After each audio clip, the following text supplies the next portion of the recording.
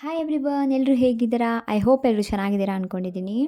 ಇವತ್ತು ಸೂಪರ್ ಸಾಫ್ಟಾಗಿ ಪಡ್ಡು ಹೇಗೆ ಮಾಡೋದು ಅಂತ ನೋಡೋಣ. ತುಂಬಾ ಸಾಫ್ಟಾಗಿರುತ್ತೆ, ಮೃದುವಾಗಿ, ತುಂಬ ಟೇಸ್ಟಿಯಾಗಿರುತ್ತೆ. ಈ ಥರ ಒಂದು ಸಲ ಟ್ರೈ ಮಾಡಿ ನೋಡಿ. ನೀವು ಮತ್ತೆ ಇದೇ ಥರನೇ ಮಾಡ್ತೀರಾ, ಅಷ್ಟು ಚೆನ್ನಾಗಿರುತ್ತೆ ಪಡ್ಡು. ವಾರಕ್ಕೊಂದ್ಸರಿ ಮಾಡೇ ಮಾಡ್ತೀರಾ, ಅಷ್ಟು ಚೆನ್ನಾಗಿರುತ್ತೆ. ಇವಾಗ ಹೇಗೆ ಮಾಡೋದು ಅಂತ ನೋಡೋಣ. ನಾನು 1 ಕಪ್ ರೇಷನ್ ಅಕ್ಕಿ ತೊಗೊಂಡಿದ್ದೀನಿ. 1 ಕಪ್ ರೇಷನ್ ಅಕ್ಕಿಗೆ 1/4 ಕಪ್ಪಷ್ಟು ಉದ್ದಿನಬೇಳೆ ತೊಗೊಂಡಿದ್ದೀನಿ. ನಂತರ ಅದಕ್ಕೆ ಒಂದು ಸ್ವಲ್ಪ ಮೆಂತ್ಯ ಕಾಳು. ಇದಕ್ಕೆ ಒಂದು ಸೀಕ್ರೆಟ್ ಐಟಮ್ ಅಂದರೆ ಈ ಸೋಯಾಬೀನ್ ಕಾಳನ್ನ ಹಾಕೋದ್ರಿಂದ ಪಡ್ಡು ಸಾಫ್ಟಾಗಿ ಬರುತ್ತೆ. ನೋಡಿ, ಈ ಸ್ವಲ್ಪ ಹಾಕ್ಕೊಂಡ್ರೆ ಸಾಕು ಸೋಯಾಬೀನ್ ಕಾಳನ್ನ. ಇದು ಅಂಗಡಿಯಲ್ಲೆಲ್ಲ ಸಿಗುತ್ತೆ ನಿಮಗೆ. ಇನ್ನು ಹಾಕೋದ್ರಿಂದ ಇದು ಆರೋಗ್ಯಕ್ಕೂ ಒಳ್ಳೆಯದು ಮತ್ತು ಪಡ್ಡು ಚೆನ್ನಾಗಿ ಬರುತ್ತೆ. ಇನ್ನು ಚೆನ್ನಾಗಿ ತೊಳ್ಕೊಂಡು ನೆನೆಸ್ಕೊಂಡಿದ್ದೀನಿ. ಇವಾಗ ನಾವು ಇವತ್ತು ಮಧ್ಯಾಹ್ನ ನೆನೆಸಿಟ್ಕೊಂಡ್ಬಿಟ್ರೆ ಸಾಯಂಕಾಲ ರುಬ್ಕೋಬೋದು, ಬೆಳಗ್ಗೆ ಟಿಫನ್ಗೆ ಮಾಡ್ಕೋಬೋದು. ಇಲ್ಲಾಂದರೆ ಒಂದು 6-5 ಅವರ್ಸ್ ನೆನೆಸ್ಕೊಳ್ಳಿ ಸಾಕು. ನೋಡಿ, ಇವಾಗ ರಾತ್ರಿ ಆಗಿದೆ, ನೆಂದಿದೆ, ಸ್ವಲ್ಪ ನೀರು ತಕ್ಕೊಂಡಿದ್ದೀನಿ.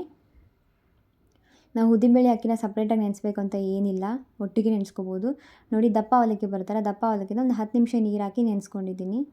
ಈ ಅವಲಕ್ಕಿ ಹಾಕೋದ್ರಿಂದ ಕ್ರಿಸ್ಪಿಯಾಗಿ ಬರುತ್ತೆ ಪಡ್ಡು. ಇವಾಗ ನೆನೆಸ್ಕೊಂಡಿರೋ ಅಕ್ಕಿ ಮತ್ತು ಒಂದು ಸ್ವಲ್ಪ ಅವಲಕ್ಕಿ ಹಾಕ್ಕೊಂಡು ರುಬ್ಕೊಳ್ಳೋಣ, ಒಂದು ಸ್ವಲ್ಪ ನೀರು ಹಾಕ್ಕೊಂಡು.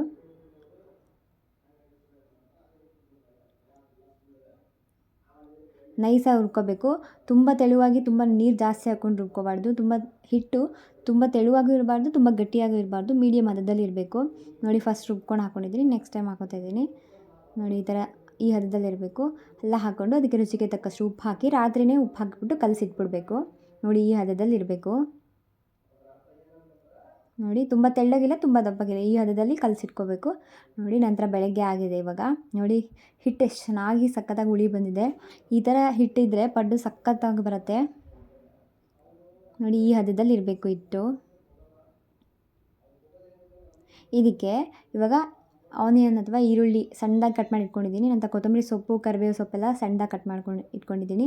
ಇದನ್ನ ಹಾಕೋದ್ರಿಂದ ಇನ್ನೂ ಪಡ್ಡು ತಿನ್ನೋಕ್ಕೆ ಚೆನ್ನಾಗಿ ಅನಿಸುತ್ತೆ. ಪ್ಲೇನಾಗಿ ಮಾಡೋದಕ್ಕಿಂತ ಈರುಳ್ಳಿ, ಕೊತ್ತಂಬರಿ ಸೊಪ್ಪು, ಕರಿಬೇವು ಹಾಕೋದ್ರಿಂದ ಟೇಸ್ಟಿ ಆಗುತ್ತೆ.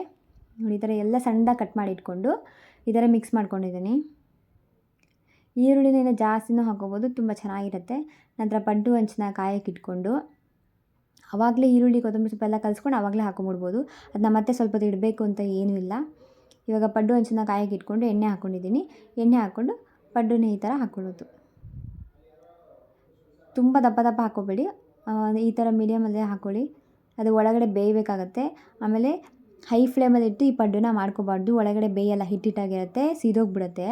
ಅದಕ್ಕೆ ಯಾವಾಗಲೂ ಇದನ್ನ ಮೀಡಿಯಮ್ ಫ್ಲೇಮಲ್ಲಿ ಅಥವಾ ಸಣ್ಣ ಉರಿಯಲ್ಲೇ ಮಾಡ್ಕೋಬೇಕು. ಈ ಥರ ಹಾಕಿಬಿಟ್ಟು ಪ್ಲೇಟ್ ಮುಚ್ಚಿಬಿಟ್ಟು ಒಂದು 5 ನಿಮಿಷ ಹಂಗೆ ಬಿಟ್ಬಿಟ್ರೆ, ಇವಾಗ ಪ್ಲೇಟ್ ತೆಗ್ದಾಗ ಮೇಲೆ ಹಿಟ್ಟಿಟ್ಟೆಲ್ಲ ಕಡಿಮೆ ಆಗಿರುತ್ತೆ. ಆವಾಗ ಇದನ್ನ ತಿರುಗಿಸಿ ಈ ಥರ ಹಾಕ್ಕೋಬೇಕು. ನಾನಿಲ್ಲಿ 2 ಸ್ಪೂನ್ ಸಹಾಯದಿಂದ ಇದನ್ನು ತಿರುಗಿಸಿ ಹಾಕೋತಾ ಇದ್ದೀನಿ. ನೋಡಿ, ಈ ಥರ ಈಸಿಯಾಗಿ ಬಂದುಬಿಡುತ್ತೆ 2 ಸ್ಪೂನ್ ಇದ್ಬಿಟ್ರೆ.